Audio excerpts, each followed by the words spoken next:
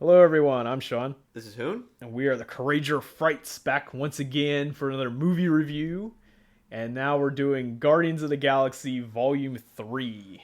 The last Marvel movie in Yes. existence. As far as I'm concerned, this might be the last MCU film for me.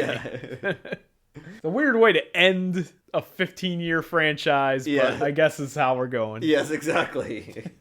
Of course, this follows Guardians of the Galaxy Volume 1 and 2.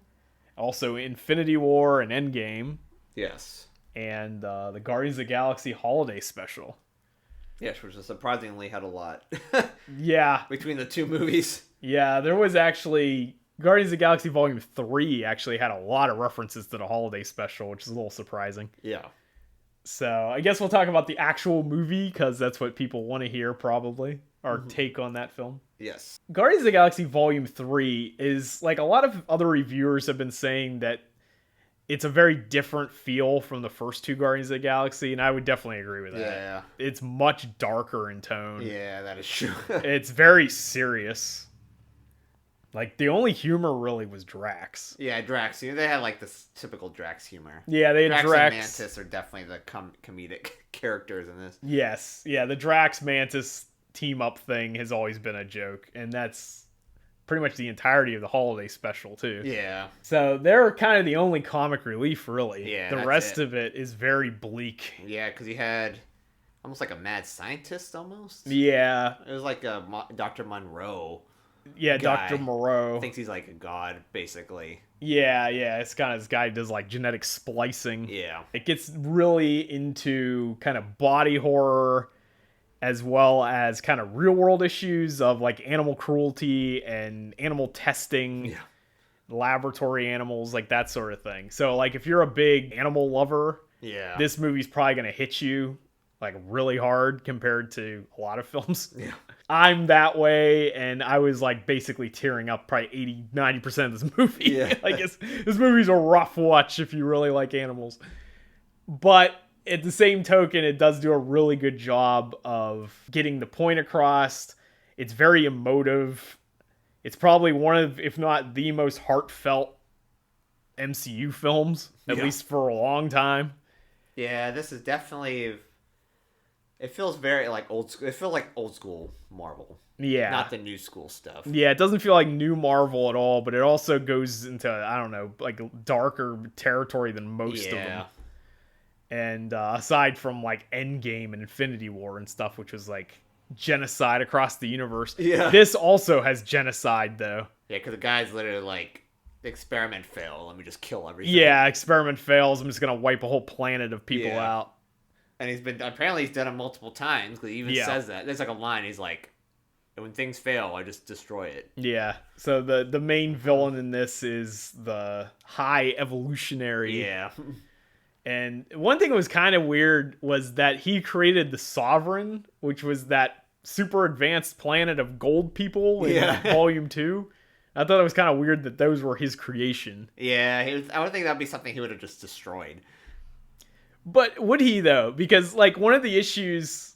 So I guess this is going way forward into the storyline, but one of the issues that he has with his grand creation, Counter-Earth, is that it's too much like Earth. Yeah. Like, at one point, there's a scene where they're driving through the streets, and they see a guy getting beat up by another dude with a baseball bat. Yeah. And then an octopus man is selling meth to cockroach kids. Yes. Pretty much. And it's too much like real Earth. It has all the imperfections of actual Earth. But then when you go to the Sovereign, it's like a planet, this high level intellectual world where warfare is handled by like video game tech. Oh, yeah. They don't actually get involved in direct warfare with people. They do it all like virtually. Yeah. And it's like a super cleansly society, and it seems like a perfect world. Yeah. Like, the Sovereign seemed far more advanced than Counter-Earth, and it was an earlier experiment. Yeah. It doesn't make any sense. And they had kind of, like, created Adam Warlock, so... Yeah. And his whole thing in this movie was him saying that, like... I guess this is a major spoiler here, but he's like... Rocket was the one who figured out that this evolutionary machine had a filter that was wrong. Yeah. And that's the reason why it was keeping whatever, like the creatures from being like aggressive. Yeah. But they created Adam Warlock as Sovereign. Yeah. Which is them creating something. Yeah. Almost like a perfect society type of thing. Right. Because, like... And it wasn't under him saying that I created Adam Warlock. It was Sovereigns creating Adam Warlock. Yeah, because they said that in the post-credit scene in Guardians 2, it's... I think her name's Aisha or something. Yeah. The queen of the Sovereign or ruler of the Sovereign. And she talks about how she created the perfect being. Yeah. And she's like, I will call him Adam. Yeah. Or something like that. And so... they created a being much more powerful than anything the High Evolutionary made. Yeah, and they took him out of the cocoon too early, so he's kind of almost like a kid. Yeah. Because he's not like... he's not fully developed. Yeah, developed fully. So they literally created something he's been trying to do this whole time on Counter-Earth. Right. Well, that seems to be a theme with this guy, because Rocket is more intelligent than he is. Yeah. And it seems like his problem with Rocket is almost like an inferiority complex. Yeah, like that seems like it. Pissed off that his creation is better than him. Yeah, that's what he was saying. He's like, I want to study your brain, because, like, how did you figure this out? Yeah, because Rocket was pretty much just a fluke. Like, yeah. He was like, out of all the experiments on the animals, that was like the one that's like... the one that took. Yeah, the one that's like the smartest or whatever. Yeah, because the other animals, like Rocket has a bunch of friends. Yeah. That were like 3 that were created in the same batch as him. And they're smart, but they're not his level. Yeah, they're kind of like... Yeah, they're kind of just like... their body was kind of like replaced with other parts and stuff. Yeah, it's like they're not very intelligent, but they're like emotionally intelligent. Yeah. But they don't have like intellectual intelligence. Rocket has... Yeah, he's like intellectually... Rocket has both. Yeah. At first, but because of what happens to him, he becomes so jaded. Yeah. That he ends up with a New Jersey accent. Yeah, exactly. Yeah.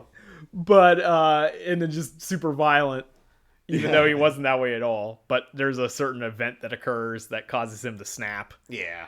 Yeah, this movie, like I said, it's very heartfelt. The characters are really good in this. Like, if you like the characters that we kind of grew up with all these characters over time. Yeah, because when did Guardians 1 come out?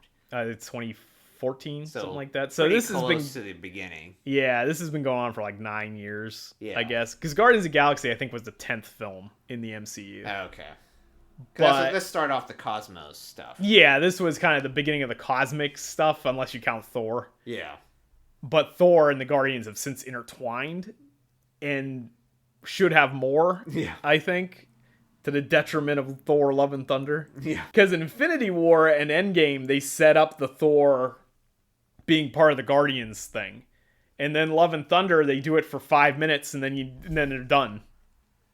Actually, I was reading a little article about something. I guess James Gunn really didn't want Thor to be in there. Which is fine. Yeah, at the beginning, but Marvel was like, no, we need him to be in there. Yeah, and then he like basically said he dodged a bullet because Taika got the movie that had Thor in it. Yeah, and he's like... And then he just kicked them out. Yeah, but like Taika ruined it by not putting them at the end of the movie. Yeah. Like we were saying, instead of having Thor create an army of child soldiers. Yes. Which made no sense. They should have just figured out some way to just contact the Guardians and have them show up to fight the shadow monsters at the end of Thor Love and Thunder. Yeah, pretty much. Which I think would have been much better. And then you would have had one cool fight with Thor and the Guardians again. And then they go their separate ways. And then you have the Guardians team without Thor in for this one. So nothing changed. So Volume 3 would be exactly the same. Be like, oh, I have a transponder. I need your help. Yeah, literally. That's all you had to do was like call them. It's like, I need your help. We find out in Guardians of the Galaxy, the holiday special, that Earth's cell phones work.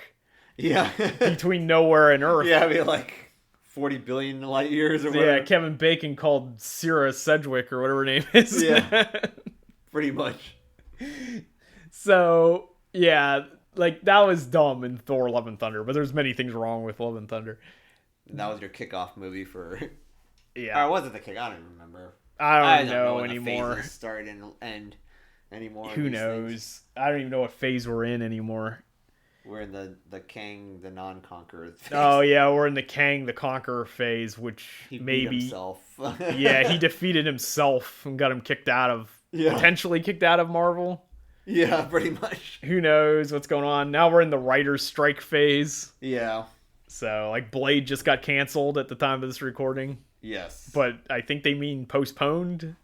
But maybe they just mean canceled. I don't know. I think it was supposed to be in there. I think it was supposed to be PG-13 anyway. Yeah. So, speaking of ratings, how did Guardians of the Galaxy Volume 3 pull off a PG-13 rating? Yeah, especially when there's like an F-bomb in it. Well, the F-bomb has been 3 movies in the making. Yeah. But, well, let's talk about that for a second. So, jokingly, I said that Guardians of the Galaxy is very similar to the Weird Al song Albuquerque. Yeah. Which, if you've heard that song, it's like a 15-minute song, and he just rambles about stuff. But then at the very end of the song, he's like, oh, I guess all I'm really trying to say here is, I hate sauerkraut. That's all I'm really trying to say. So it's like a 15-minute song about hating sauerkraut. In my mind, James Gunn took this job so that he literally could just be the person that said fuck in a Disney movie. Yes. Yes. Because the first Guardians of the Galaxy has that scene where Star-Lord flips off the Nova Corps. Yeah. Second movie, they say that Groot said to Yondu, welcome to the frickin' Guardians of the Galaxy, only he didn't use frickin'. Yeah. And then this movie, they actually just dropped the F-bomb. Yes. So, but so many people are caught up in that. Like, there's whole conversations about that, but then nobody's talking about the scene where a baby raccoon is just sitting there shivering in pain and fear with the top of his head cut off. Yes. He's just skull is just exposed. Yeah. He's had blood on him and stuff, and then he finally says a word, and the very first thing he says is hurts. Yeah. And that's not too much. But they said the F-bomb, though. Now that's... Or the Grand Evolutionary's face is, like, ripped off. It's, oh, like, yeah, nasty. that too. There's 2 scenes, like, there's tons of animal cruelty in this movie, animal death and just torture and stuff. Yeah. But then there's also stuff where, like, humans are maimed or just outright obliterated. There's one guy that Adam Warlock, like, vaporizes. Yeah. And he's just like a burned husk of a skeleton at the end. Like, he's dead. It's like, how are we supposed to get information off of him? Yeah, because he said send him a message or something. Yeah. He just, like, pulverizes this guy into dust. Yeah, because Adam Warlock is, like, an idiot. But then there's just this fleshy, burnt skeleton just lying in a chair. Yeah. And it's like, how is this not R? Like, yeah, because, like I said, with the Grand Evolutionary's face, that's definitely, like, a trauma thing. Yeah. Because face, like, his lips is gone. Everything's gone. He And looks like a... teeth are showing. Yeah, he looks like a gorier version of Red Skull. Yeah, pretty much. And his eye, he, like, has no eyelids. So his eyes are just, like, protruding out of the socket. And it's, like, nasty looking. His nose is ripped off completely. Yeah, like, his lips are gone. And you can see his bones and stuff. Yeah. And it's like, that's pretty detailed. And that's basically a human. Yeah. So, like, how did this get past the ratings board? Yeah. There's, like, a lot worse things in this movie than the F-bomb. Than the F-bomb, yeah. But don't take that out of context. I'm not arguing that that's bad thing. Yeah. I'm totally for that. But I'm just saying that this is questionably PG-13. Yeah. I would say this one pushes the envelope almost more than any of the other Marvel movies. I would agree with that. And it's like a probably very top of PG-13. Yeah. Almost to R. Almost. Yeah, it's got to be teetering. I feel like there's an R cut out there. Yeah, probably. That James Gunn had to trim something to get the PG-13 rating. Yeah, it probably more bloody moments. Like, yeah, well, he just came off of Suicide Squad, which was a hard R. Yeah. So maybe he forgot how to do a Marvel movie. Yeah. Speaking of Suicide Squad, there's a ton of people from the Suicide Squad in this movie. It's like little cameos all over the place. Yeah, which I think I remember James Gunn saying that there was going to be a lot of cameos. Yeah, so of course Jennifer Holland is in this because she's in everything. James Gunn's wife, which people jokingly talk about how she's like in everything he does. But pretty much. Directors are allowed to do that though, to a certain extent. Yeah. It's just like her being cameos, not like she doesn't get like main roles. Yeah, she's just like a supporting. She's literally like even supporting role. She's basically nobody in this, and she gets shot in the leg by Gamora. And then Nathan Fillion was in this, talking about how dumb his coworkers are. Yeah. He's understanding of their plight with Drax. Yeah, Drax. It's like, oh yeah, I got one of those too. And then who else is in this? Daniela Melchior, who played Ratcatcher 2 in Suicide Squad. She's in this as that pink woman that they take hostage in the facility. And then who else? There was a couple other people that were like minor cameos or in like both. Voices for like his friends. Yeah, it was like a lot of his friends and stuff, and or like main voices off of like main shows. Like Tara Strong's in it. That's right. That's the original voice actor for Harley Quinn for the animated show, and actually for the games. Yeah, she's in there for sort of like a cameo. Yeah.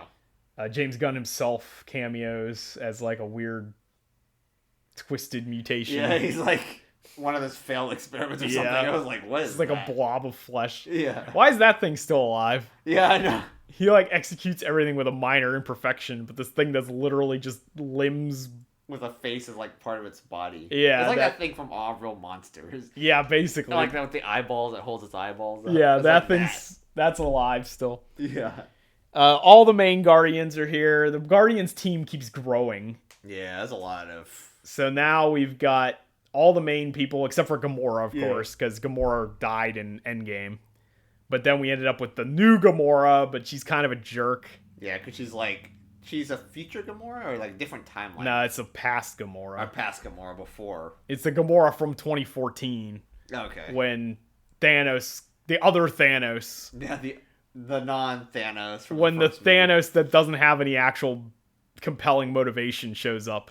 For Grimace Thanos. Yeah, he just shows up at the end of Endgame and decides to conquer a planet or whatever, instead of having detailed depth to his character. Yeah, and that had that Gamora, and also had the Nebula, but our Nebula killed that Nebula, so now the good Nebula is the only one left. Okay, yeah. But then the bad Gamora, bad in quotes, because she was about to leave Thanos at that point, but she hadn't done it yet. Yeah. Because she says in this that she's not the good Gamora that you know. Like, she's barely left Thanos. Which that was one of the major themes of this movie, because I guess this happened from the other movies, too, where he's, like, can't get over it. Yeah. Because she died or whatever. Well, we haven't seen that in a movie, other than, like the Holiday Special. They mentioned it a couple times. Yeah, because Endgame was where Gamora died. Yeah. So, other than Thor, Love and Thunder... and the Holiday Special, we haven't seen really what's going on. Yeah, so that is, yeah. So Star-Lord's character progression is that he's basically just a drunk now. Yeah, he's like a drunk that's just like basically thinks about Gamora and stuff. Yeah, so he's always drunk all the time. Which actually, this movie, I guess, the loss was one of the themes. Of That's movie. a huge theme in this. Like Rocket Raccoon's like backstory is like it's tragic because his friends are dead and everything else. Yeah, everybody knows is dead. Yeah, Nebula has a massive role in this, which I'm a big fan of that because I really like Karen Gillan. Mm-hmm. Cosmo has a big role here. Cosmo is a pretty decent role. Yeah. And of course, Cosmo is a dog. Yeah. People don't know she was a Soviet dog that one of those the Soviets back in the 60s used to like launch animals into space to test like the effects of zero G's and stuff. It's very similar to the High Evolutionary. Yeah, pretty much. They're basically just murdering animals for science. Yeah. And in the story, I don't know if it's some kind of radiation causes her to get superpowers or it's an aliens abduct her or something like that. Yeah. But anyway, the dog now has like telekinetic abilities and can talk with like translator or something. Yeah. She doesn't actually talk, but it's like she's using her mind and it's translating what she's saying. Yeah, it's like translating like the little suit that she wears. Yeah, so she has like a Russian accent. And stuff. Occasionally says Russian words. Yeah. She says the only Russian words anybody knows, like da and davai and all that stuff. But that's a cool character. I liked her in the little bits that she was in the Holiday Special, and she's more important this time. Yeah, she's definitely kind of like definitely a supporting character. Yeah, and Kraglin keeps getting more time. That's Sean Gunn. Yeah. Who's he's like taken over Yondu. Yeah, he's like Yondu now. Yeah, with that whistling arrow thing. And then the core team is still there, of course. Mantis and Drax and Rocket and Star-Lord. So it's pretty much, and Groot. Yeah. And Groot's big again. Yeah, Groot's like almost like he's not a kid anymore, is he? Or is Nah, he more like an he's adult? getting older, yeah. But he's more like buff than he was originally. And he's huge at the end of the movie. Swole Groot. Yeah, he's swole Groot, and then he becomes ginormous at the end. But Yes. that's like King Groot or something in the comics. Oh, is that what it is? Okay. Yeah. So basically, the plot pretty much is the High Evolutionary wants to get Rocket back because Rocket is the only experiment he's ever had that was like a true success. Yeah, because he has because the one trait that they're missing on all the experiments he's done, and which he says that is like critical thinking, I guess. Yeah, everything else is just rote memorization, Yeah. he says. They aren't able to think for themselves. So no society is going to surpass themselves, except for, again, the Sovereign created Adam Warlock. So... And Gamora even said that he's made like multiple civilizations. Yeah. Like literally multiple. Yeah, she names a bunch of like important civilizations that were created that view him as God because he created them all. Because like the Sovereign was seen as a super advanced civilization by everybody. Yeah. So it's like that's kind of almost a plot hole. Yeah, it's like a plot hole because it doesn't make any sense because they created Adam Warlock. Yeah. Who's more powerful than anything that he created. But he acts like a child because the High Evolutionary took him out of the cocoon before he was ready. Get him out of there. Yeah. Which it kind of shows like High Evolutionary almost has like it definitely has an inferiority complex. Yeah. And he can't stand other things being better than you. Right. So then he sends Adam Warlock after Rocket at the beginning and just attacks the Guardians of Nowhere. Yeah. Which now the Guardians rule Nowhere, which was like a space station made out of a Celestial's head. Yeah. I guess that happened during the holiday special because they said that's where they acquired it. They bought it from the Collector or something. And that's now their base. Which the Collector, I think, wasn't the Collector in the movie? Like he wasn't. Or maybe it wasn't. He was in 1 and then briefly in like in 2. Infinity War or something. Okay. So yeah, that was a little bit confusing. But yeah, they own Nowhere now, and that's kind of their new base of operations. So they basically have a small planetoid. Yeah. That they're just... That's kind of like run by the Guardians almost. Yeah, well, that's what I said. That's their headquarters now.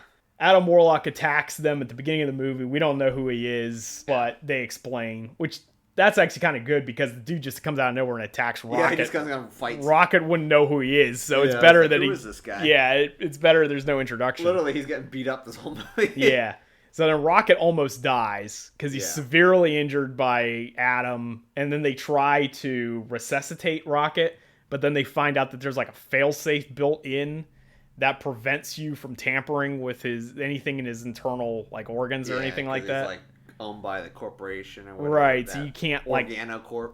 Yeah, you can't turn off like the kill switch. Yeah, or like tamper it, or it's gonna just stop his heart. Yeah, so it's like if they try to mess with it and heal him, they'll kill him. But if they just let him go, he's also gonna die. Yeah. So then they realize the only way to open it is to get the code to unlock the failsafe or whatever. Yeah, but they have to go to the corporate headquarters, which is a big like organ thing. That's like a weird. That was weird. It was like a giant butthole in space. Yeah. I think it was like nasty looking. They go in there and then it's like a heist thing. Yeah. Which every Guardians movie is. Because they're like thieves almost. Yeah.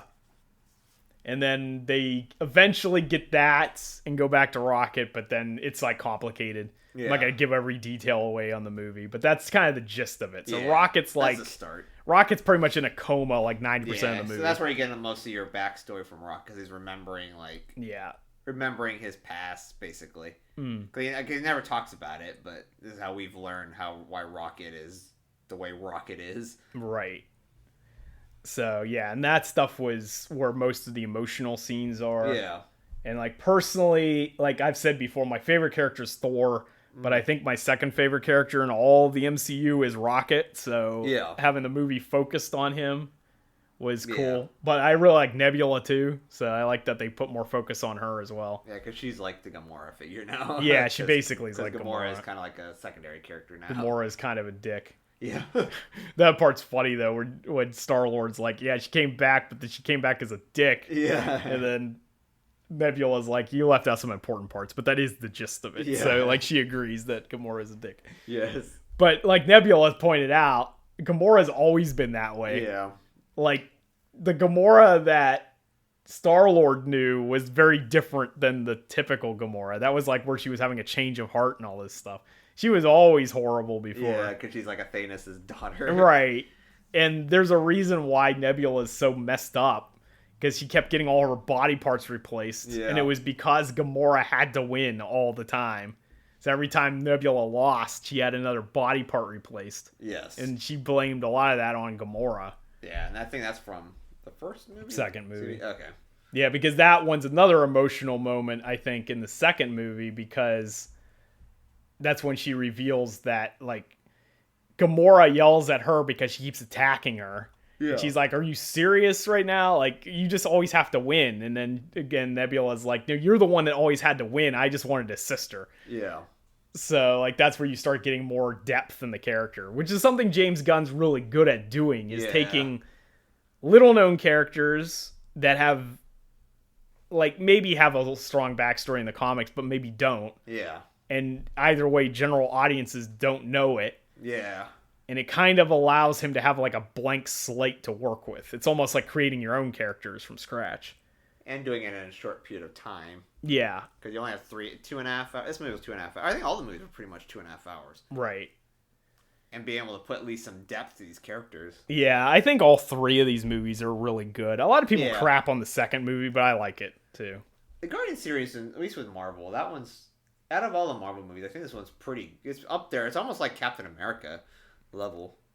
Yeah. Captain America is pretty good. Like, that series... Right. Yeah, I would say of the trilogies that exist, this one's the best. Yeah, it's up there. I think because it's the most consistent, too. Because even though 3 is much more serious in tone than the first 2, it's still consistent story-wise. Yeah.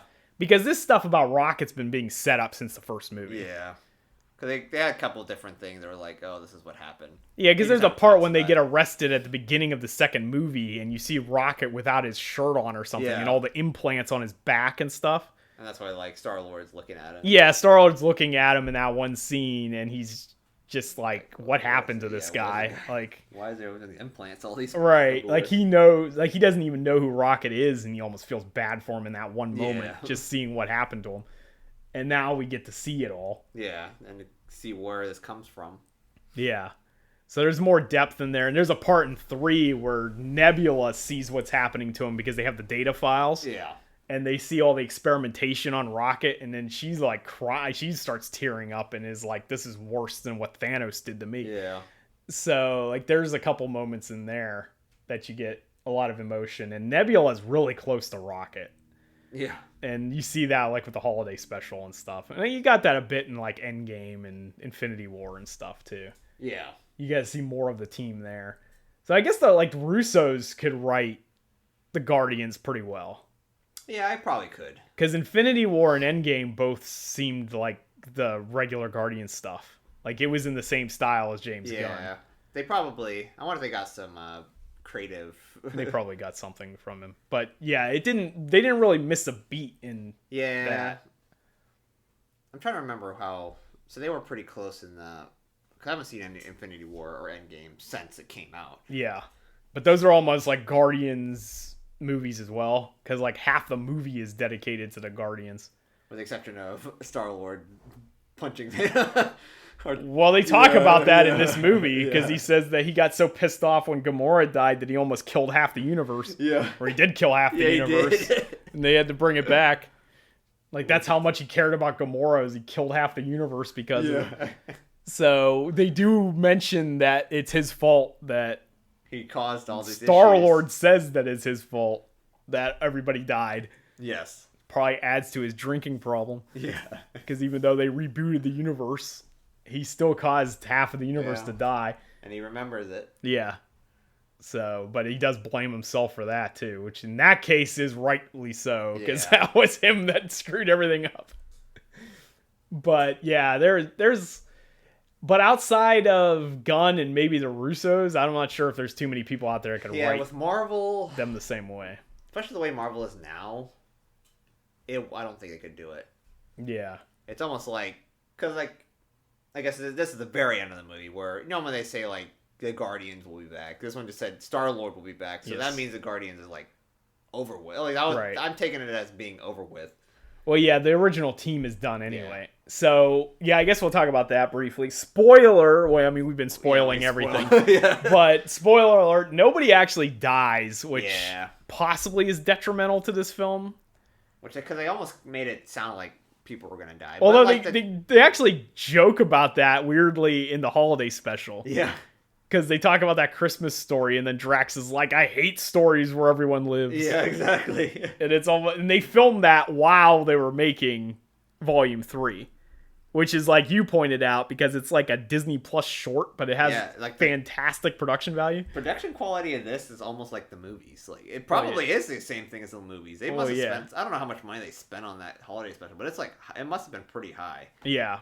But like I said, they filmed at the same time. Yeah. So I think that $250 million budget they say for Volume 3 is Volume 3 and the holiday special. Yeah, they literally, you could tell, because some of they're in like a suburb, and it's like, that's from the third movie. Yeah, they literally took the same scenes. Yeah. And like, oh, we'll just do this here. Except for that was Counter Earth in the movie, and it was actual Earth. Yeah. In Kevin Bacon's house. Yeah, Kevin Bacon's house. With the funny little man. Funny little man. And the candy cane man. Yes. But, yeah, the holiday special is pretty funny. If you haven't seen that, I recommend it. Yeah, it's only like 43 minutes or something, so it's pretty good. And it actually is referenced a lot in Volume 3. So it's kind of like Guardians of the Galaxy 2.5 or something. It's like Book of Boba Fett. You need to watch this. It's the Book of Boba Fett. Yeah. The Marvel equivalent.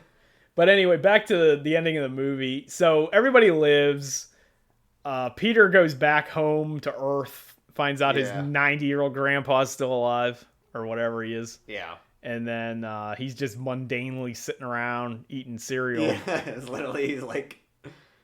There's a thing... I'm not gonna go help him cut grass. He's talking about cutting their grass or something. Like, he's just immediately settled into boring old Earth. Yeah, he's just like doing Earth stuff, eating cereal. Which, if you've seen Andor, means you could also be doing that in the Star Wars universe. Yeah, exactly. Because that's all that one guy does is eat Captain Crunch or whatever. And then... So that's what Star-Lord's doing. There's another final reference to the holiday special, because there's a headline on the newspaper saying Kevin Bacon tells all. Abduction from, like, alien abduction or whatever. Yeah. And then the other cutscene is the new Guardians of the Galaxy, where they made Rocket the captain. Yeah. Which that was a part I thought was really cool. That's something I thought should have been the place. Star-Lord's like, you could do a better job than I ever did. I think that was known before. Yeah. Pretty much. That was something Thor even picked up on in Infinity War. Like, he immediately just sort of assumed that Rocket was the captain. Yeah, because Star-Lord's such an idiot. Yeah. And I guess it shows a new Guardians team. Yeah. I don't know if were those actual characters, like, from the comics? Because the one girl that's like Jub Girl. Yeah, she's one of the kids. Who is that? There was just a bunch of kids that were being experimented on. Yeah. Looked like the kids from Village of the Damned. They were supposed to be the new, like, people to take over Counter Earth. That was going to be the new Earth, but he was going to exterminate them too, because they didn't have critical thinking skills. Yeah, they couldn't think of other stuff other than, they know a lot of stuff. They can, I guess, take stuff apart, but they knew a lot of stuff that already existed. Yeah, they couldn't think of anything new. Yeah. Or why something worked or whatever. But they all have these silvery white wigs, so they look like the kids from Village of the Damned. Yeah, I know. But anyway, they the new team's one of those girls. Yeah. And then it's Kraglin and Cosmo and Rocket and Groot and Adam Warlock. Which is, like, insane, because Adam Warlock has, like, Superman power. Yeah, he's literally Superman. He's like, I think they even say he's stronger than Miss Marvel. Yeah, he's way high up there on the power level. Like, I mean, I guess it's sort of like if Thor had stayed in the team, I guess. And I guess this is actually from the comics. I guess he was actually an integral part of the Infinity War. Yeah, he was. He was like the one that could, like, control the Infinity Stones and stuff. So that's how powerful his being is. Yeah. So, but he's still, like, developing. Yeah, he's developing. Although he seemed way more intelligent in the post-credit thing. Yeah, so. I wonder if it's, like, since he's, like, supposed to be, like, a kid. It's probably a rapid development. Yeah, I wonder if he's, like, one of those things where he has to, like, develop over time. Well, like Groot. Yeah, pretty much. Doing that again. Yeah. Groot's, like, King Groot now, so he's, like, enormous. He's gigantic. He's, like, looks like a rock, but he's, like... Yeah. He's just gigantic. He's just enormous Groot. Monster. We also hear Groot talk at the end. But yeah. I like that, though, because apparently the way it's set up is Groot the longer you're with Groot, the more you understand. Okay. So it's almost like a telepathic connection or something. Because, like, Gamora doesn't know what the hell he's saying. And then at the end, she's like... And then she does, just like Star-Lord had no idea what he was saying at first. Yeah. And then at the end, we hear him saying, I love you guys, or whatever, and it's supposed to be like the audience has spent so much time with Groot that we can understand him. Understand what he's saying now. Because we are Groot. Yeah, we are Groot now. But, yeah, so I thought it was a good ending. I don't know if we'll ever see that team. They seem to be setting up a lot of stuff that's never going to pay off. Yeah. Because this ends with that. Yeah. With a new Guardians team. And they're still doing Guardians things. Yeah, which I don't know if we'll ever see them. No. And if we do, it's going to be years from now. It's going to be either like... Because Chris Pratt has said he wants to continue doing Star Well, it does say he's returning. Yeah, so... But I don't know if Rocket... Was it Bradley? Bradley Cooper. Bradley Cooper still wants to do the voice. But I mean... You're just doing voice It's acting. a voice. He'll probably come back. It's not like it's that hard. And nobody died, so everybody just went off on their own thing. Nebula and Drax both stay on Nowhere to take care of the kids. Because Drax is like, you're not a destroyer, you're a father. Which that's like, his backstory. It's like Nebula. His family's dead. Yeah, Nebula said that she finally realized what you're good for, kind of thing. And then Mantis goes on a journey of self-discovery, just like Peter.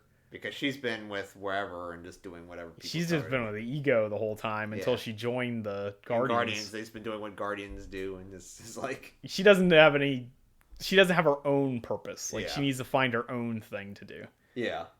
And then, but it doesn't actually flat out state that they'll never get back together because they all left on great terms with each other. Yeah, I think it's one of those things where the actors don't want to do it anymore. Yeah, even Gamora started to turn again at the very end, because there's some stuff where Star-Lord does some badass shit towards the end and she's got like a smile on her face or whatever, like she's starting to finally see what the other Gamora saw. Because she was like, throughout the movie she's always like belittling like Star-Lord all the time, but at the very end she's like, we must have had something she said her very last line or something was like, we must have been fun together or something like that.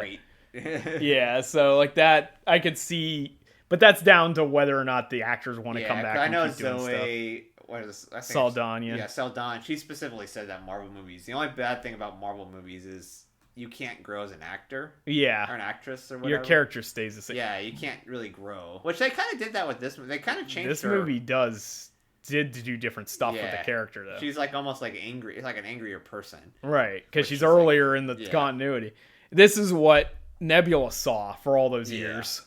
So she's like exactly what she was normally been like. Yeah, because she acts like a jerk the entire movie, but that's what she always was. Yeah. Before Guardians of the Galaxy. Before Guardians. Because she decided to turn on Thanos because she realized Thanos was going to destroy an entire planet just to appease Ronan or whatever. Yeah. So that's why she turned on Thanos. But like when she was working with Thanos, she was horrible. Yeah.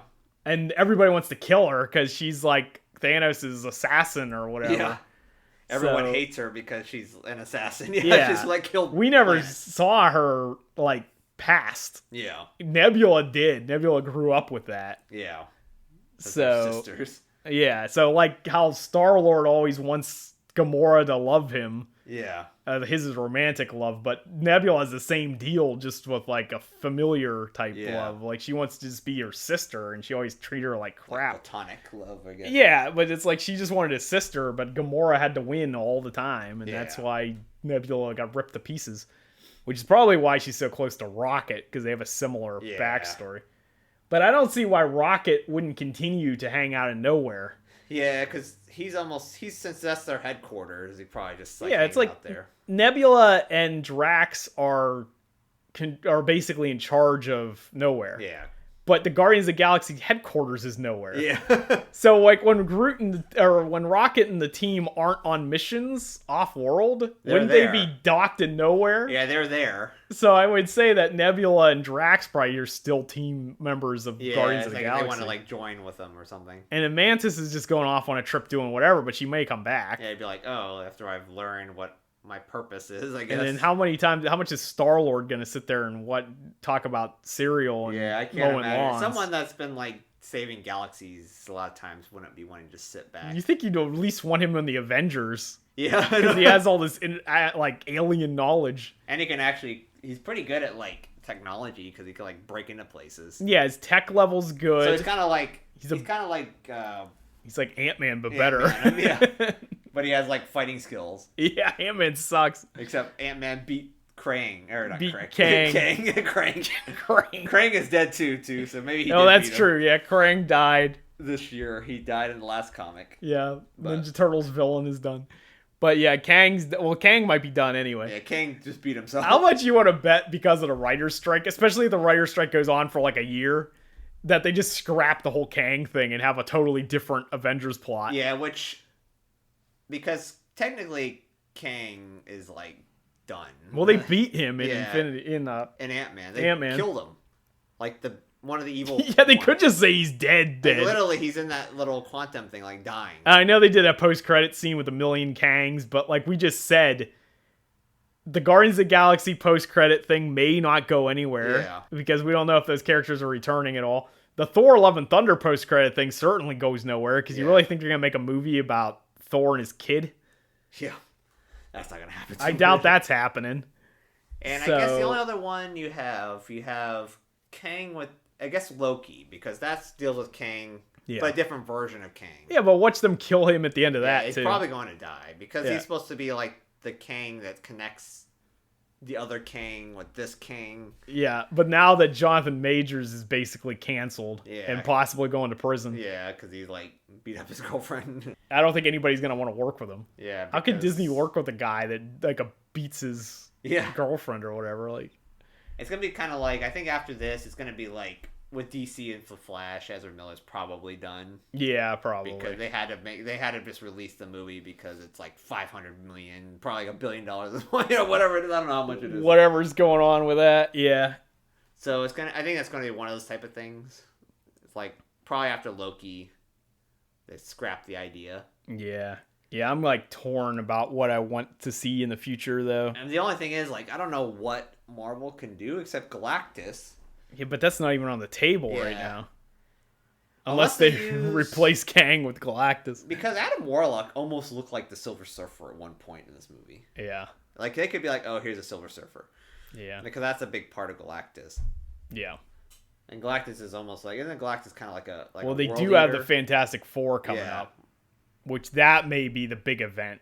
Yeah, there has to be. If there has to be, like, Galactus is like the only other part where it could be possibly a big part of the movie. Like a big villain, because they don't have a big villain, and that's the issue. Yeah, because the big villain is supposed to be Kang, but like I don't find him that compelling. And Avengers is, I don't think, because Avengers is supposed to be Kang supposed to show up again then. Yeah, the two Avengers movies, I think. Well, one is supposed to be Kang Dynasty, and the other one's supposed to be Secret Wars, which is like a multiversal thing, I think. Because that's supposed to be like, I'm assuming the. What's his name? Nick Fury show is supposed to connect to that somehow. Because that's Secret Invasion. Yeah, which is about multiversal travel and all that. Yeah, that one's about the Skrulls or something. That looks good. Yeah. So, like, of the things that are immediately coming out, I think the only two things that are actually happening for sure now because of the writer's strike is Secret Invasion. Which is probably done. Well, it comes out next month, so I'm sure it's done. And then the Marvels, which I'm sure is done too. Yeah, because that one they've been showing a lot of footage for that. Yeah, but that's just a straight comedy. Like that, I'm not interested in that. I'll probably watch it. Yeah. I don't hate it, but we also don't hate Brie Larson as much as some people on YouTube. Yeah. We didn't dedicate a whole channel to bashing Brie Larson. It's kind of silly, I guess. We're not from the bashing Brie Larson Geeks and Gamers or whatever. Yeah, that hates Brie Larson. With a I'm not entirely anti Geeks and Gamers either, but we're not like Jeremy. We didn't make a whole channel based around bashing Brie Larson. Yeah. I'm not hopelessly in love with Brie Larson, but I need to talk about her every week. Yeah. You're pretty much. But anyway. So I don't know if, like, I would of course like to see the Guardians again. Like I said, my favorite characters are Thor and Rocket. Yeah. But Thor is kind of ruined. They're gonna have to do a heavy overhaul of Thor. And even Chris Hemsworth is like, I don't want to do it. Yeah, he doesn't want to do it. Unless it's radically different than what it is now. It has to be radically different. He's too more like almost like a comedy character at this point. He's been a comedy character since Ragnarok. It's like, it's Thor. It's not a comedy character. No, it's just ridiculous. He's a god. Yeah, they need to stop with that crap. I mean, it's good to have it every so often, but not your whole character trait is him being either like doesn't know what's going on or just like a comedy, like a joke almost. Well, now that James Gunn's done, they could bring Thor back with the Guardians again. Yeah, that at could some possibly. Point. Because Rocket and him got along really well. He was Thor with the Guardians at one point. Probably. I mean, he was in the movies with the Guardians, so probably in the comics. But there's a lot more to do with Thor, too, because they still haven't done, like, Beta Ray Bill and, like, all that junk. Yeah. So they could do that. They could do, like, Rocket and Groot with Thor, because he got along with them really well. Thor was actually the only character that could talk to Groot right away. Yeah, pretty much. So, because I know who that is. He took their language or something in, like, university on Asgard. Yes, yeah, exactly. Which actually sort of makes sense because it's maybe not so much like language, but some kind of like telepathic knowledge or something like that. Training your mind to be able to understand what they're saying or something sooner than a normal person can. Okay, I'm just kind of looking just to see if Thor was in the Guardians. Yeah, what all the Guardians of the Galaxy characters. It's probably like 50 people. Oh, Dr. Doom was in one? There you go. Apparently he was in there. That'll be And Hercules was the Guardians of the Galaxy. Well, there you go, because apparently Hercules is fighting Thor someday. Yeah, so Thor can possibly. So here are the team members. So we went through Star-Lord, I guess, in there, but not really Guardians anymore. Yeah. Gamora, probably same way. Drax's Destroyer, which I guess that's like, that's the present team right now in the comics. Yeah. Rocket Raccoon is not. Apparently he's over with in the comic books. Okay. But he's the main character here. Yeah. Adam Warlock. Okay. That's on the new team. Phyla Vel, which... I think that might be the girl, yeah. Okay, because that kind of looks like a name that girl would have. Yeah. Groot. Mantis. Major Victory. We don't know who that is. Which is... Apparently this is a member of the alternate reality Guardians of the Galaxy team. So probably a That's Secret probably Invasion. A multiversal thing. Yeah.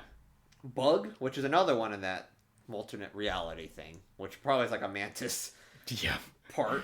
Jack Flag. Bug and Doofus. Jack Flag. Jack Black. Here's another one. Moondragon. Resurrected by Drax and Phyla Vel's an alternate reality counterpart. So that's another one of the team members in another, probably Secret Invasion. Probably. And Cosmo the Space Dog. Yeah. Iron Man was in there, which we can't have because Iron Man's dead. Unless it's the alternate Iron Man. Unless it's Tom Cruise Iron Man. Yeah, Tom Cruise Iron Man. That's probably never happening. Captain Marvel is in the Guardians of the Galaxy. Well, that makes sense. sense. Guardians of the Galaxy one time. Agent Venom. I don't think and that's Angela. Happening. That's Angela. Just somebody named Angela. Kitty Pryde. Who is Kitty? That sounds familiar. That's an X-Men character. Is that X-Men? Okay, so X-Men. Thing. Well, so that's Fantastic Four. So we're going to the Ant-Man. Beta Ray Bill. Beta Ray Bill needs... Yeah, that's who needs to show up because he's a major Thor character. And Cosmic Ghost Rider. Which is in the Nick Cage reality. is coming in. Yeah, alternate reality one. Is that Keanu Reeves Ghost Rider? Yes.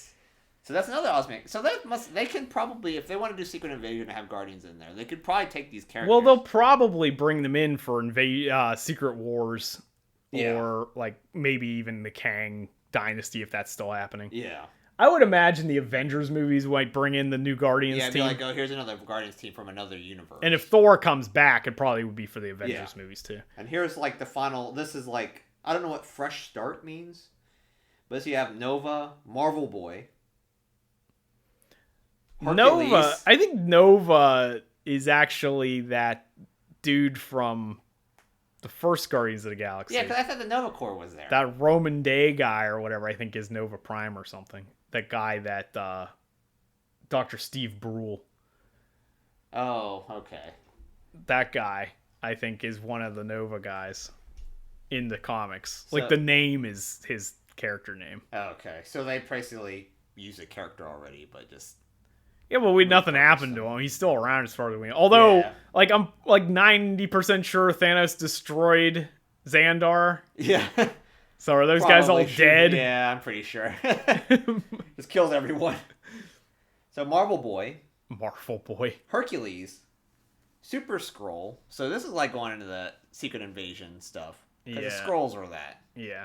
Quasar, which apparently Super Skrull and Quasar both share powers. Okay.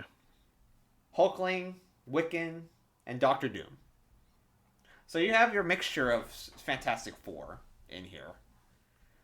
Plus Secret Invasion stuff. It's just everything. Yeah, it's like literally every single thing in existence. Even a little bits and pieces of X-Men in there. Yeah, but X-Men didn't seem like there's like that one X-Men character. They could do a cool thing with like, if they want to do like an Aliens thing, they could do, what is that, the Brood? Yeah. That's from the X-Men. That would be cool with Guardians.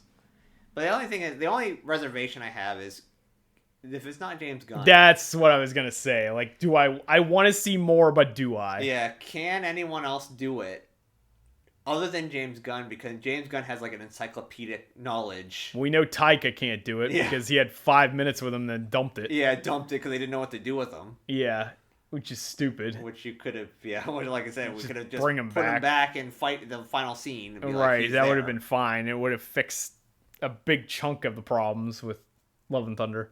And that's the only bad thing is like, can anyone else do it? Because the Russos seem to do it, but I guess the Russos. I don't think the Russos want to do Marvel anymore. Yeah, because what is the Russos?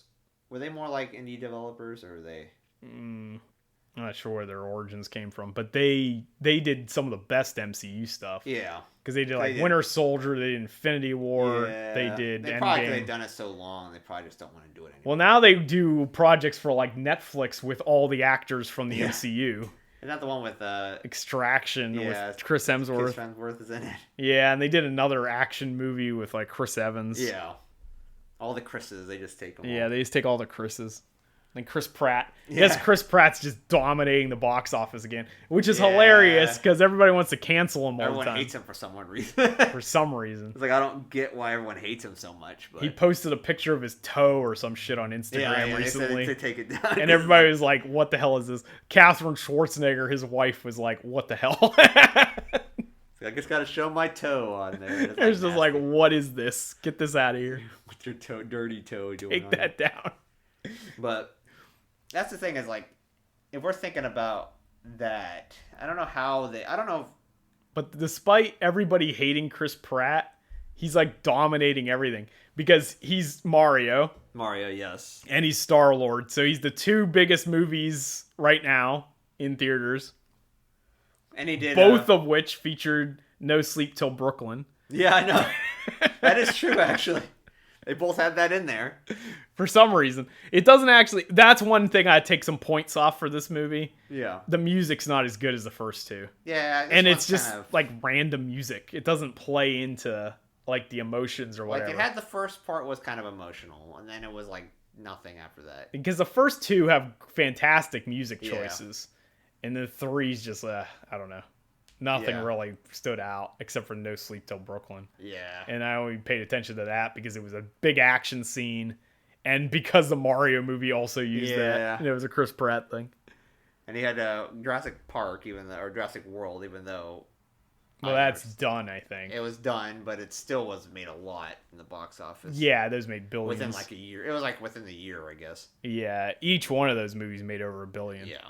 But they also cost like $1 billion to make. That was the one that they revealed I think Fallen Kingdom cost like $600 million to make or something. It was ridiculous. It's like, why did it cost so much? How can you make it? Well, this movie cost supposedly $250 million. Yeah. And these movies, like, that's not sustainable. No. It's like, after it's been, how long has CGI been going on? Yeah. After this point, it shouldn't have gone down in cost at this point. Well, you would think, but they also have like 10 million developers. That's 90% of the credits. Like, I went to the bathroom and came back out, and all you see is like there was black. It was like a white on black, like the black background. Yeah. It literally had no black background. It was all white text, and I was like, yeah. How many people were in here in this movie? Yeah. Which I think in every single movie, but this one seemed like it was worse than the other ones. Right. Yeah, it was like hundreds of people. So that's got to cost money. Yeah, because everyone gets paid. You do have to pay people, even though Disney tries not to. Yeah, they just make fun of their work. Especially visual effects artists. They have to change everything. But, yeah. Then they come in and be like, oh, could you fix this? It's like, oh, yeah, no problem. I just got to do everything from the ground up again. Yeah. Which is kind of like... Yeah, it's not sustainable, which... No, and, like, these movies are making less and less money. Yeah. And the same thing's going to happen over DC. Like, as much as I'm a huge Henry Cavill fan, so I'm not a big fan of James Gunn not using him. But at the same time, like, he probably could pull it off because I'm thinking that nothing James Gunn has done recently has been terrible. Yeah, especially with superhero movies.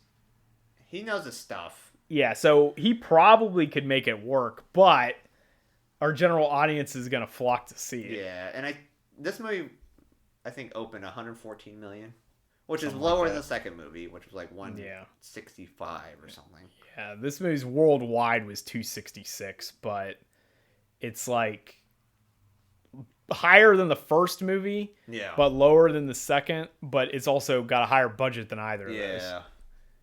And the only thing is, like, I think they were banking on doing better in the box office because it's the ending trilogy of Guardians of the Galaxy, which is still pretty popular. I feel like it's doing better than any of the other recent Marvel movies. It's definitely, out of the recent Marvel, like Phase 5 or whatever phase it is. Yeah. This definitely felt like original, I guess, like in the Phase 1 and 2. Like, not in a bad way, like a good way. The other problem we have with this phase is the same problem 4 had, or it doesn't seem like it's going anywhere. Yeah, and that's the thing. Nothing's connected. Because I think in the original ones, if I remember correctly, in Phase 1 and 2, at least everyone still had the Infinity Stones. It's like, oh, what's this? All this. Every like end credit scene was the Infinity Stone thing. Yeah. Or showing Phase 1 was like kind of all over the place. Yeah. Like, it showed Thanos. Like, when did Thanos show up? Avengers. The first Avengers movie. It was the post-credit in Avengers. And then Phase 2 was all about building up to Thanos. Because they didn't want to do the Infinity Stones. They kind of were, like, skirting that idea. Yeah, because they were just, like, took forever. Yeah, they were, like, boxes and stuff. They had, like, power. But then it was like, oh, we're just doing Infinity Stones. Yeah, eventually they got around to it. But then, after Phase 3... it lost focus. Yeah, so after I would say probably after Endgame. Because 4 is supposedly was about multiverse or something, and it wasn't. It had like 2 movies that dealt with the multiverse. It's almost like they didn't want to take a chance. Yeah, and it's like they went because one movie did one thing and another movie did another thing, and it didn't connect whatsoever. Yeah, and then Phase 5 has done the same shit. Yeah, this is Phase 5, right? Yeah. First movie, Ant-Man, which I think that was the beginning, wasn't it? I think Black Panther was the beginning. Oh, Black Panther? Which had nothing to do with anything. Didn't show... Yeah, because at the end credit scene of that was Chadwick Boseman. Yeah. It didn't show Kang. It didn't show the multiverse. Yeah. And then Ant-Man, it does show the multiverse. Or maybe does it even show the multiverse in that? I don't remember. No, it just showed the million Kangs. Yeah, a million Kangs. They're all laughing and being stupid. Which is like a comic book scene, but it just didn't look good. It looked idiotic. It looked bad. In live action. It's almost like it's like those manga adaptations that look bad when they're like, they always try to action. Make it very like literal, like right. What scene for scene picture, and it's like it doesn't look. It looked really stupid, and it made Kang far less intimidating. Yeah, after getting beat up by the weakest superhero. Yeah, literally, and it made it look like the one that got defeated was the only one that was intimidating. Yeah. Because all the other ones were like morons. They didn't seem like they knew they're supposed to be evil, but none of them looked evil. They just looked like a clown show. Yeah, pretty much. And then this one, so this is the third movie in this phase, I think. But this didn't. None of the Guardians movies pertain to anything that's not Guardians, though. Yeah, that's true. This is more like a self-contained story. Which I like about Guardians, though, because all their post-credit scenes in all the Guardians films set up things that happen in future Guardians films. Yeah. It doesn't set up anything going on in Iron Man or Avengers or any of that stuff. It's only Guardians. The intro to this with the Marvel logo was just nothing but Guardians of the Galaxy stuff. So it's almost like it's in like the GCU or something. Like it's not even in the MCU. Which I guess that is one thing. It's kind of like I'm trying to think what the difference is between those first movies that came out. Because I think because you had your Iron Man, you had your Captain Americas, and they were your movies that brought forward this story. Yeah. And then you could do things like Guardians of the Galaxy. This one doesn't have those movies. No. Because you don't have Captain Marvel didn't do anything. No. Captain Marvel's the only other one that's like connected to the Guardians of the Galaxy. I'm trying to think what movies, because I guess Ant-Man would be one that's still kind of connected. Doctor Strange. But Doctor Strange was kind of like its own thing. Yeah. Because that was like the multiverse thing. That went nowhere. Literally none nowhere. of this goes anywhere. Yeah, because Doctor Strange now has an evil demon eye. Yeah, he has a demon eye because he was like doing... If I remember correctly, he was doing like dark stuff. Yeah. Or whatever, I don't remember. I don't know, but now he's possessed by the Deadites. Yeah, the Deadites pretty much. Actually, yeah, at this point, yeah, he is. And then... So they gotta go pick up Ash from that other universe now that he stopped punching himself in the face. Yes, it's over. I guess he had that character, which we haven't seen since then. The one that can go between multiverses. Oh, yeah. Was that America Chavez? American Chavez. That character hasn't shown up. You haven't even talked about that character. No, literally, I forgot about her. Yeah, she can just punch holes through the universe and just jump dimensions, but forget that character. Shang-Chi. Yeah. They haven't talked about that character since... No. Since they talked about setting him up for like the Avengers Initiative or something at the end of the movie, and then they never did anything with that. It had nothing to do with anything. Yeah. What other movies came out? I can't remember. Black Widow, but that was still at the end. Yeah, Black Widow doesn't really... Well, it set up the new Black Widow, who's going to be in Thunderbolts. Oh, okay. So she has like a setup, at least to the new other movie. And then she was also in Hawkeye, the show. Okay, so it had the show stuff. I guess you got to think about the show stuff, which you never watched, like half. Yeah, we still haven't watched Miss Marvel. We haven't watched you need to She-Hulk. Watch that, apparently, to go into the other one. She-Hulk, apparently... Well, I know a lot of people hated She-Hulk. Yeah, I don't know if She-Hulk ties to anything, but it has, like, Hulk in there, and that's, like, it. And Daredevil. Oh, yeah, Daredevil's in there. But Daredevil's, like, a TV show thing, other than showing up in Spider-Man. Which Spider-Man was multiverse stuff. Yeah, but that's like Sony does Spider-Man, and Sony wants to do everything but Spider-Man. Yeah, but Spider-Man in that movie almost made it seem like the multiverse was caused by Doctor Strange. Yeah, like the multiverse doesn't make any sense because Doctor Strange caused it in that movie. But also Kang caused it. Kang also caused it. Yeah, but Sophie caused it because she killed Kang. Yeah. But that's not at all what happened because Doctor Strange actually opened it up. But that's not all happened because some other crap happened. Because no one knows who Spider-Man is. There's like 15 different reasons why the multiverse happened. Yeah. All at the same time. It's like... And I think that's the one problem with these phases is, because all the movies... There's series of movies, but they're connected to other movies that aren't connected to the main story. Yeah.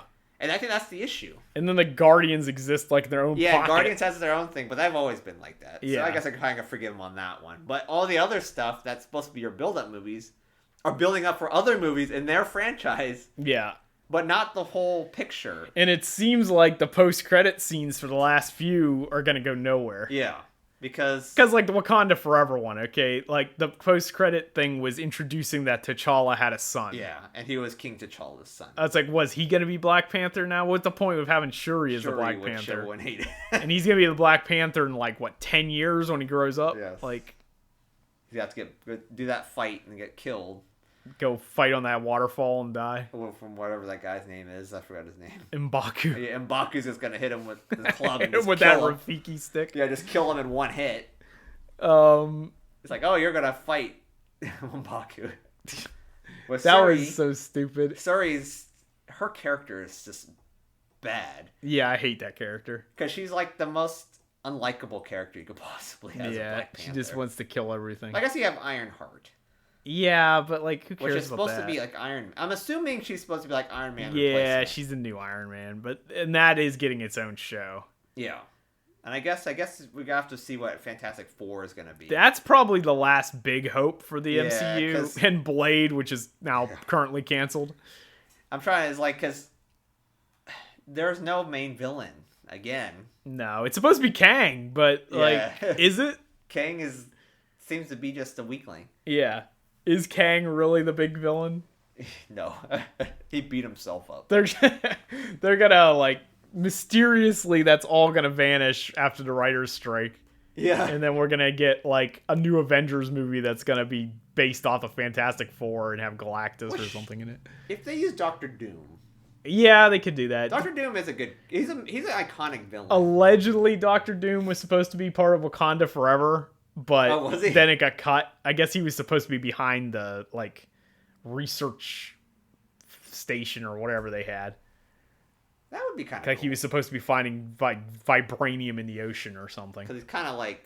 And that's what was supposed to happen in an early draft. Like, Doctor Doom was supposed to be, like, pitting Talakhan against Wakanda. Yeah. And he was, like, the one manipulating the war between the two of them the whole time. That would have been kind of interesting. But then they decided not to do that because they didn't want to pull away from, like, the Chadwick Boseman, like, tribute or something. Which I know that is a tragic thing, but still, with the movie, it's kind of weird. I think we've talked about that when we did it. It's kind of a weird plot point to put someone's death in your movie. Yeah, we weren't like huge fans of that. Which that's what happens, and you run out of the ideas when you needed it to build up something. You can't because you got to cut the whole thing. Right. Which that would be a good idea to have Doctor Doom's like the mastermind between the two. Well, there's still a lot of untapped potential because the MCU hasn't done anything Fantastic Four yet. They haven't done anything X-Men yet.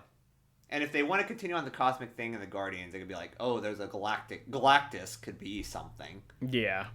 Be like, oh, this is Silver Surfer, but at some point the Fantastic Four is going to have to meet the Guardians of the Galaxy at some point. And also and I think Silver Surfer, because those two are linked. Yeah. Silver Surfer and Fantastic Four are linked together. Thor will probably, if he gets involved, will end up in that mess at some point. And it's like, would it be Phase 6? And then you'll have Phase 6 as like your next start, I guess. At a certain point, too, though, like, with all this cosmic crap going on, does Earth even matter? Yeah, Earth doesn't really matter anymore. Like, Star-Lord's just out there mowing people's lawns. Yeah, Earth doesn't really matter because no one knows where, like, Earth is. Yeah. Earth is just, like, insignificant. Yeah, pretty much. At this point. But it's kind of like... Except for that high evolutionary guy who is, like, living on Earth. Yeah, like, taking all the animals. Kidnapping all the Earth animals. That was the thing that was weird, like, in this movie. How all of his animals to experiment on were from Earth. Yeah, I know. And some of them were, like, obscure animals, too. Like, not obscure, but, I mean, from all over the planet. Yeah, like, he had tapirs, he had walruses, he had all kinds of stuff. Like, why do you have all these animals? Don't you got other planets? Penguins. No. He had 3 of that thing from the beginning of Guardians of the Galaxy Volume 2. Yeah. But that was, like, the only alien creature he had. Yeah. This was definitely a Disney production. It was just all Earth animals. It's like Star Wars. They'd be like, go get our guns. When the goats, they get their Jacob sheep or whatever in Andor, and then they had a llama in Obi-Wan. Yeah. Yeah, they can't think of any new animals. So all the animals in the experimentation area were all Earth animals. Even the Collector had a better selection of animals. The Collector actually had like alien creatures. Yeah, he had Cosmo. Yeah. So he actually did. I guess he just took animals from Earth, even though he said he's like, I've been there once and I hated how everyone was. Yeah. I saw a guy selling meth to kids, and then now my counter. That's literally happening in your planet. Like, that's why they must just get destroyed. Yes. Remember, meth kills. Literally. Planets. Yeah, it kills planets. So, that was kind of strange. But overall, I would say this movie is a high recommendation. Yeah, this was probably, if you're trying to get your old school Marvel itch. Yeah. This is probably going to be it, and probably going to be it for a long time. A long time, yeah. If not ever. Yeah. Because I don't think they get that Marvel magic anymore. And I feel like this movie was deeper than a lot of even the early Marvel stuff on several levels. Yeah. So I would say potentially that this one, like, as a movie, is better than most of the MCU. This is definitely pre-Endgame. Yeah. But yeah, as a movie itself, it's actually pretty decent. I could see this being the end point for a lot of people. Yeah. Like, I'm so, like, disconnected from the rest of the MCU at this point that I don't really care. Outside of it, this was going to be it for me. We'll probably watch the other Marvel movies, but I'm not that invested in it. As I say, we normally our ratings, or at least my ratings, it's always like a 5. Yeah. Because it's Marvel. It's a Marvel movie. It's like Marvel has a formula that works. And this isn't that formula. Yeah, this is like a movie. Like a real movie. Yeah, this is like someone actually had passion for their project and just didn't have to get like all bullet the point spreadsheet. Yeah, all the Guardians movies are like that though. But this one is much darker and it's much more. It's almost like James Gunn had like probably a stipulation. Is like, I'm gonna do whatever I want, and you can't tell me what any otherwise. So then like maybe a plot point that needs to be following whatever the story is. But there is none. So I don't think this led to anything else. There is none. Yeah. You can just do whatever you want. Right, since there is no overarching plot. Yeah, because you don't have the Thanos, and you don't have the Infinity Stone like the first one. Yeah. And you don't have the Thanos in the second one. So you literally could do anything, and he did. So I think we're going to wrap up the review on that one, because we had a lot of rambling. But that's the problem with these MCU reviews. We always have to talk about the future of the franchise and all that crap. Yeah, which... Nothing's ever self-contained. No. Which these more or less are. Yeah, nowadays it's almost like Elseworld stories. Yeah. If you want to do DC Elseworlds. Yeah. Which they are going to do over there. So. Yeah, which... That's always how... Comic books always has that type of thing anyways, but... Yeah. So I'm just going to say I would highly recommend checking out Guardians of the Galaxy Volume 3, especially if you like the characters from the previous movies. Yeah.